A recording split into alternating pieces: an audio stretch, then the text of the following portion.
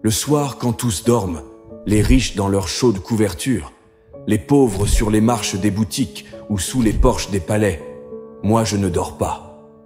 Je songe à ma solitude et j'en sens tout le poids. Ma solitude ne date pas d'hier.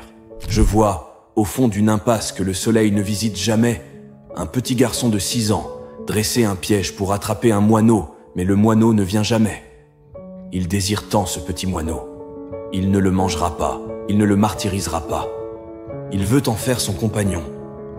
Les pieds nus, sur la terre humide, il court jusqu'au bout de la ruelle pour voir passer les ânes et revient s'asseoir sur le pas de la maison et attendre l'arrivée du moineau qui ne vient pas. Le soir, il rentre le cœur gros et les yeux rougis, balançant au bout de son petit bras un piège en fil de cuivre. Nous habitions Dar Chouafa, la maison de la voyante. Effectivement, au rez-de-chaussée, habitait une voyante de grande réputation. Des quartiers les plus éloignés, des femmes de toutes les conditions venaient la consulter.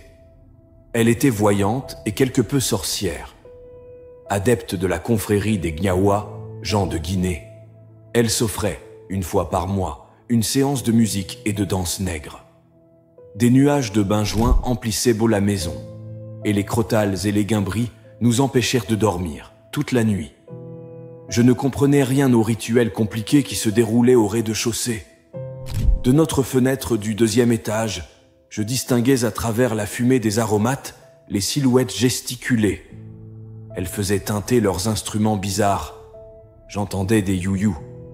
Les robes étaient tantôt bleu ciel, tantôt rouge sang, parfois d'un jaune flamboyant. Les lendemains de ces fêtes étaient des jours mornes, plus tristes et plus gris que les jours ordinaires. Je me levais de bonne heure pour aller au MCID, école coranique située à 2 pas de la maison. Les bruits de la nuit roulaient encore dans ma tête. L'odeur du benjoin et de l'encens m'enivrait. Autour de moi rôdaient les Jnouns, les démons noirs évoqués par la sorcière et ses amis avec une frénésie qui touchait au délire. Je sentais les Jnouns me frôler de leurs doigts, brûlants. J'entendais leurs rires comme par les nuits d'orage.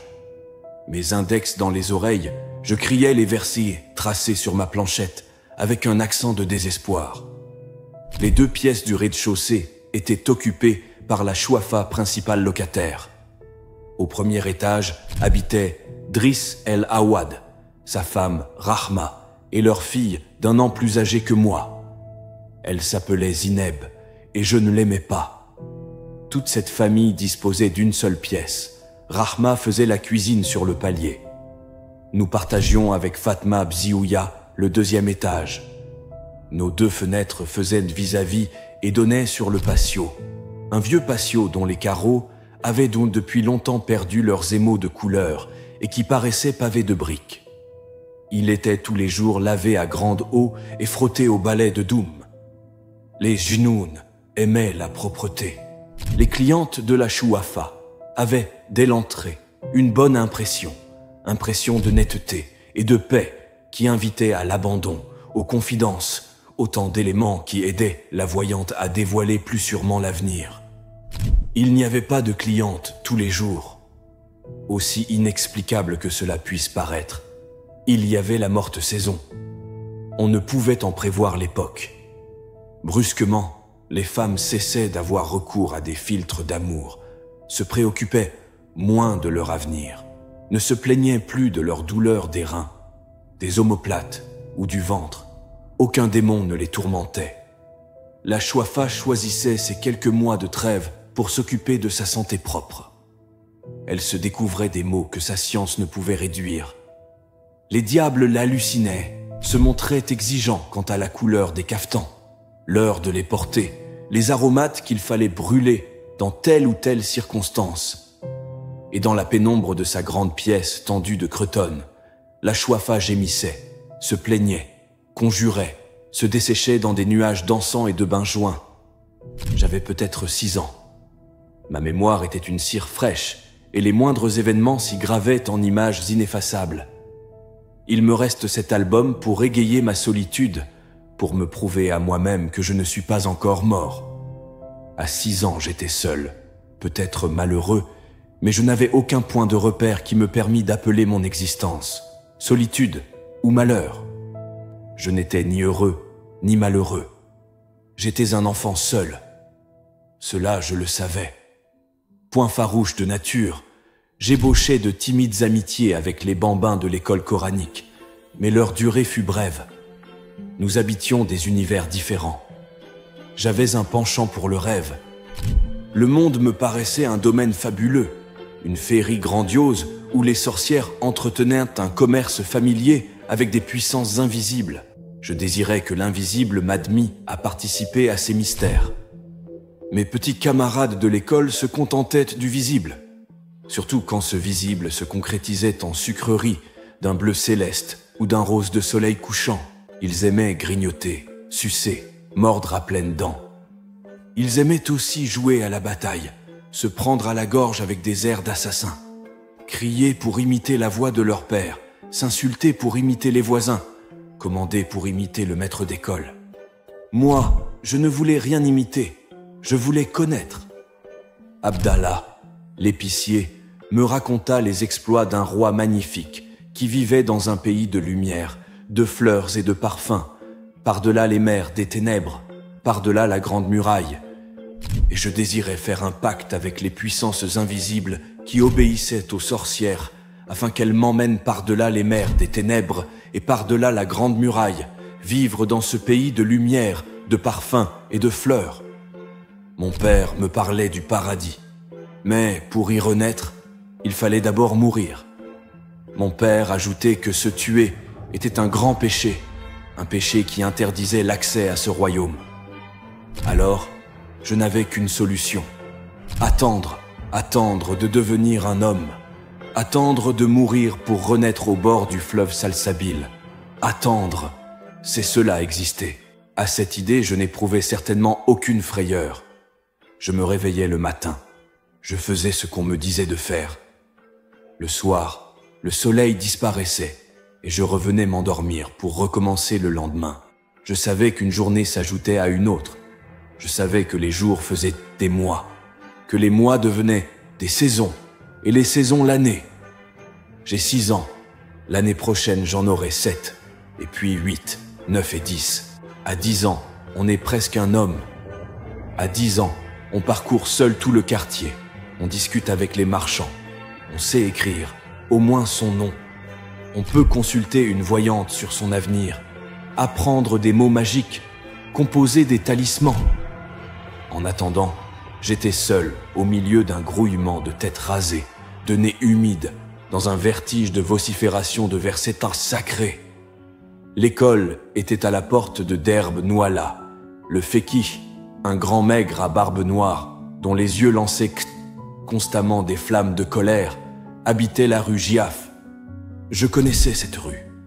Je savais qu'au fond d'un boyau noir et humide s'ouvrait une porte basse d'où s'échappait, toute la journée, un brouhaha continu de voix de femmes et de pleurs d'enfants. La première fois que j'avais entendu ce bruit, j'avais éclaté en sanglots parce que j'avais reconnu les voix de l'enfer telles que mon père les évoqua un soir. Ma mère me calma. « Je t'emmène prendre un bain, je te promets un orange et un œuf dur, et tu trouves le moyen de braire comme un âne. » Toujours hoquetant, je répondis « Je ne veux pas aller en enfer. » Elle leva les yeux au ciel et se tut, confondue par tant de niaiseries. Je crois n'avoir jamais mis les pieds dans un bain mort depuis mon enfance. Une vague appréhension et un sentiment de malaise m'ont toujours empêché d'en franchir la porte. À bien réfléchir, je n'aime pas les bains morts. La promiscuité, l'espèce d'impudeur et de laisser aller que les gens se croient obligés d'affecter en de tels lieux m'en écartent. Même enfant, je sentais surtout ce grouillement de corps humides, dans ce demi-jour inquiétant, une odeur de péché. Sentiment très vague, surtout à l'âge où je pouvais encore accompagner ma mère au bain mort, mais qui provoquait en moi un certain trouble. Dès notre arrivée, nous grimpâmes sur une vaste estrade couverte de nattes. Après avoir payé 75 centimes à la caissière, nous commençâmes notre déshabillage dans un tumulte de voix aiguës, un va-et-vient continu de femmes à moitié habillées, déballant de leurs énormes baluchons des caftans et des mansourias. des chemises et des pantalons, des haïks à glands de soie d'une éblouissante blancheur. Toutes ces femmes parlaient fort, gesticulaient avec passion, poussaient des hurlements inexplicables et injustifiés. Je retirais mes vêtements et je restais tout bête, les mains sur le ventre, devant ma mère, lancée dans une explication avec une amie de rencontre. Il y avait bien d'autres enfants, mais ils paraissaient à leur aise, couraient entre les cuisses humides, les mamelles pendantes, les montagnes de baluchons, fiers de montrer leur ventre ballonné et leurs fesses grises. Je me sentais plus seul que jamais. J'étais de plus en plus persuadé que c'était bel et bien l'enfer. Dans les salles chaudes, l'atmosphère de vapeur, les personnages de cauchemar qui s'y agitaient, la température, finirent par m'anéantir. Je m'assis dans un coin, tremblant de fièvre et de peur. Je me demandais ce que pouvaient bien faire toutes ces femmes qui tournoyaient partout, couraient dans tous les sens, traînant de grands seaux de bois débordant d'eau bouillante qui m'éclaboussaient au passage. Ne venaient-elles donc pas pour se laver?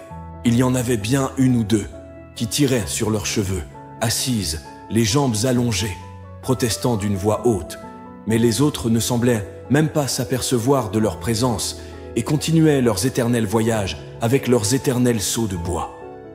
Ma mère, prise dans le tourbillon, émergeait de temps en temps d'une masse de jambes et de bras, me lançait une recommandation ou une injure que je n'arrivais pas à saisir et disparaissait.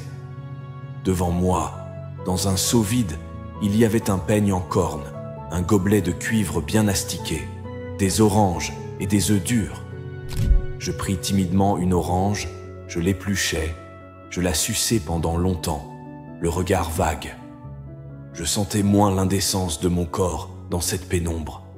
Je le regardais se couvrir de grosses gouttes de sueur et je finis par oublier les femmes qui s'agitaient, leurs seaux de bois et leurs voyages inexplicables autour de la pièce. Ma mère fondit sur moi. Elle me plongea dans un seau d'eau, me couvrit la tête d'une glaise odorante et malgré mes cris et mes larmes, me noya sous un flot d'injures et de feu. Elle me sortit du seau, me jeta dans un coin comme un paquet, disparut de nouveau dans le tourbillon. Mon désespoir dura peu. Je plongeai la main dans le seau à provisions et je pris un œuf dur, gourmandise dont j'étais particulièrement friand. Je n'avais pas encore fini d'en grignoter le jaune que ma mère réapparut de nouveau, m'aspergea alternativement d'eau bouillante et d'eau glacée, me couvrit d'une serviette et m'emporta à moitié mort, à l'air frais sur l'estrade au baluchon. Je l'entendis dire à la caissière: « Lala Fatoum, je te laisse mon fils. Je n'ai pas eu encore une goutte d'eau pour me laver. » Et à moi: « Habille-toi, tête d'oignon. Voici une orange pour t'occuper. » Je me trouvais seul, les mains croisées sur mon ventre en flammes, plus bête que jamais au milieu de toutes ces inconnus et de leurs fastueux baluchons. Je m'habillais. Ma mère vint un moment m'entourer étroitement la tête dans une serviette qu'elle me noua sous le menton, me munit de toutes sortes de recommandations et s'engouffra dans les salles chaudes par cette porte qui me faisait face et d'où s'échappaient toutes sortes de rumeurs. J'attendis sur l'estrade jusqu'au soir. Ma mère finit par venir me rejoindre, l'air épuisé, se plaignant de violents maux de tête. Heureusement pour moi, ces séances de bain étaient assez rares. Ma mère ne voulait point s'embarrasser de l'enfant empoté et maladroit que j'étais. Pendant son absence, j'étais livré à mes timides fantaisies. Je courais pieds nus dans le derbe, imitant le pas cadencé des chevaux. Je hennissais fièrement, envoyais des ruades. Parfois, je vidais simplement ma boîte à merveilles par terre et j'inventoriais mes trésors. Un simple bouton de porcelaine me mettait les sens en extase. Quand je l'avais longtemps regardé, j'en caressais des doigts, la matière avec respect. Mais il y avait dans cet objet un élément qui ne pouvait être saisi ni par les yeux ni par les doigts, une mystérieuse beauté intraduisible. Elle me fascinait. Je sentais toute mon impuissance à en jouir pleinement. Je pleurais presque de sentir autour de moi cette étrange chose invisible, impalpable, que je ne pouvais goûter de la langue, mais qui avait un goût et le pouvoir d'enivrer. Et cela s'incarnait dans un bouton de porcelaine et lui donnait ainsi une âme et une vertu de talisman. Dans la boîte à merveilles, il y avait une foule d'objets hétéroclites qui, pour moi seul, avaient un sens. Des boules de verre, des anneaux de cuivre, un minuscule cadenas sans clé, des clous à tête dorée, des encriers vides, des boutons décorés, des boutons sans décor. Il y en avait en matière transparente, en métal, en nacre. Chacun de ces objets me parlait son langage. C'étaient là mes seuls amis. Bien sûr, j'avais des relations dans le monde de la légende, avec des princes très vaillants et des géants au cœur tendre, mais ils habitaient les recoins cachés de mon imagination. Quant à mes boules de verre, mes boutons et mes clous, ils étaient là à chaque instant, dans leur boîte rectangulaire, prêts à me porter secours dans mes heures de chagrin. Le lendemain du bain, ma mère ne manquait pas de raconter la séance à toute la maison, avec des commentaires détaillés où abondaient les traits pittoresques et les anecdotes. Elle mimait les gestes de telle shérifa, connue dans le quartier, la démarche de telle voisine qu'elle n'aimait pas, parlait avec éloge de la caissière ou se révoltait contre les masseuses, ces entremetteuses, mères des calamités, qui escroquaient les clientes sans leur apporter la moindre goutte d'eau. Le bain mort était naturellement le lieu des potins et des commérages. On y faisait connaissance avec des femmes qui n'habitaient pas le quartier.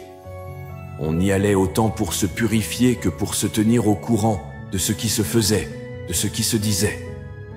Il arrivait qu'une femme chantât un couplet, et le couplet faisait ainsi son entrée dans le quartier. 2 ou 3 fois, ma mère assista à de vrais crépages de chignons. De telles scènes donnaient bonne matière à des galas de comédie. Pendant 1 semaine, ma mère mimait devant les femmes de la maison, les amis de passage et les voisines la dispute et ses phases multiples.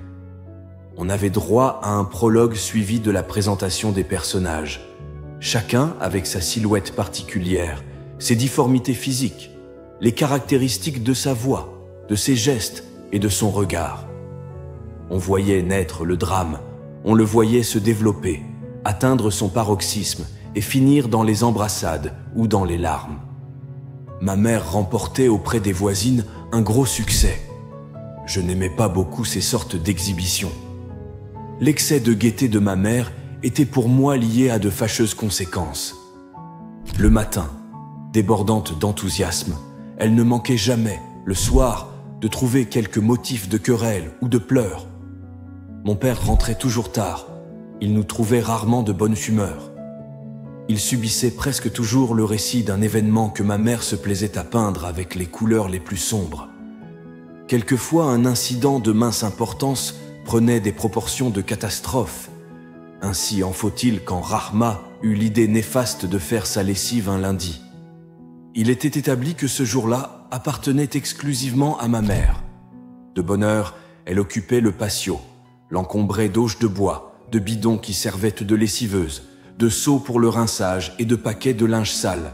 À peine vêtue d'un séroual et d'un vieux cafetan déchiré, elle s'affairait autour d'un feu improvisé, remuait le contenu du bidon à l'aide d'une longue canne, pestait contre le bois qui donnait plus de fumée que de chaleur, accusait les marchands de savon noir de l'avoir escroqué et appelait sur leur tête toutes sortes de malédictions.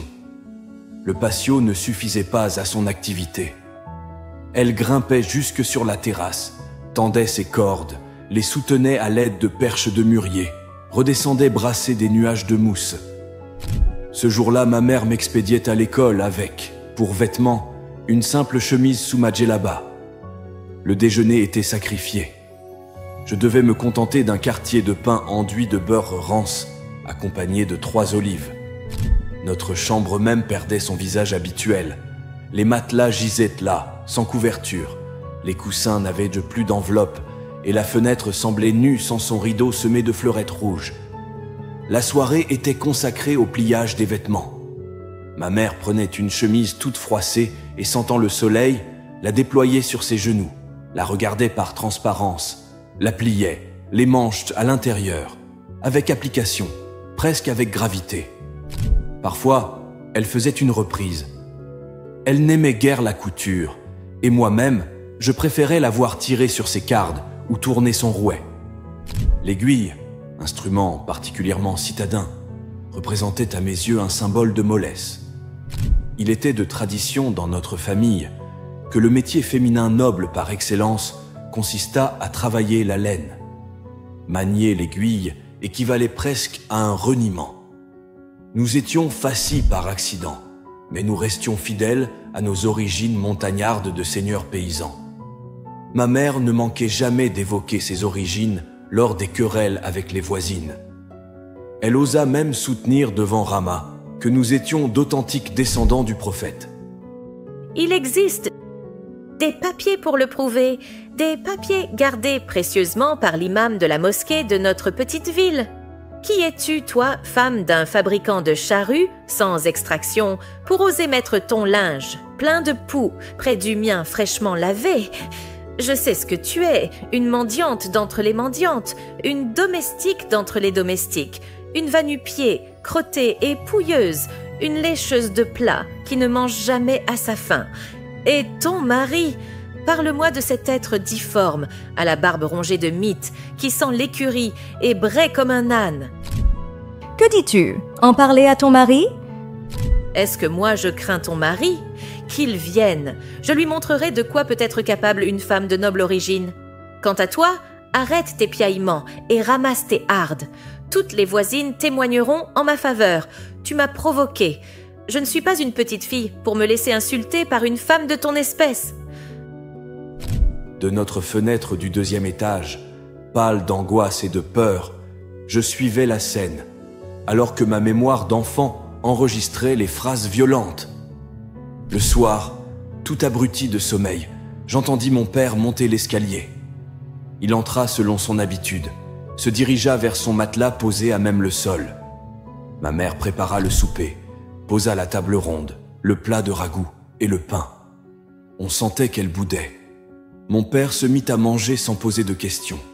Ma mère boudait toujours.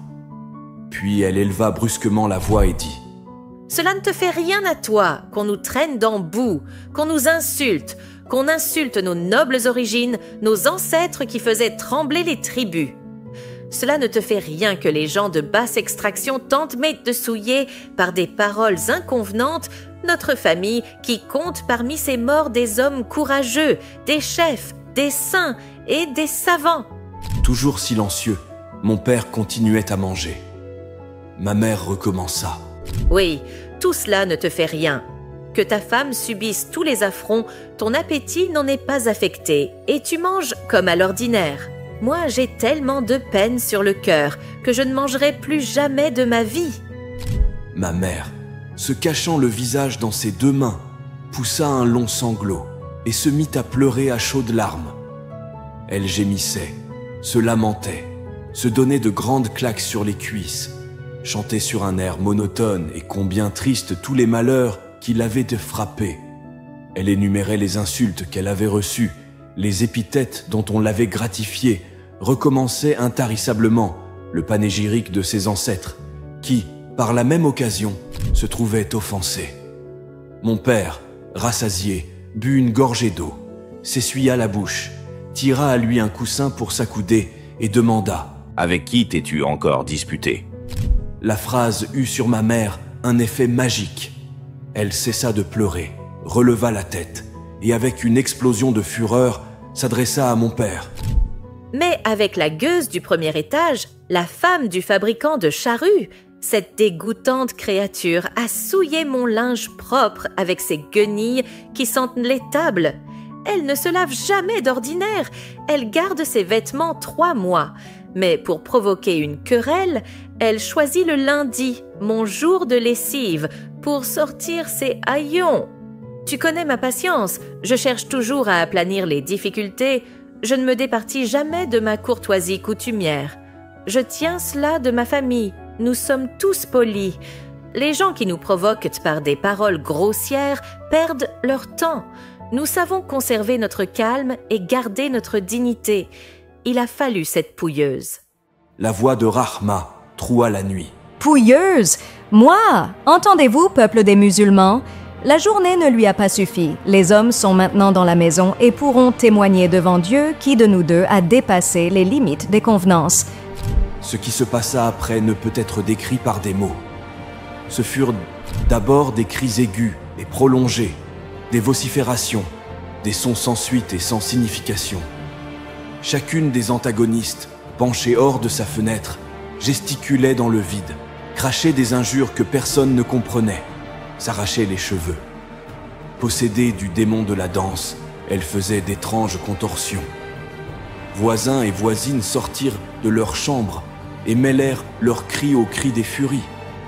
Les hommes, de leur voix grave, les exhortaient au calme, insistaient pour qu'elles maudissent solennellement Satan. Mais ces sages conseils les excitaient davantage. Le bruit devint intolérable. C'était une tempête, un tremblement de terre, le déchaînement des forces obscures, l'écroulement du monde. Je n'en pouvais plus.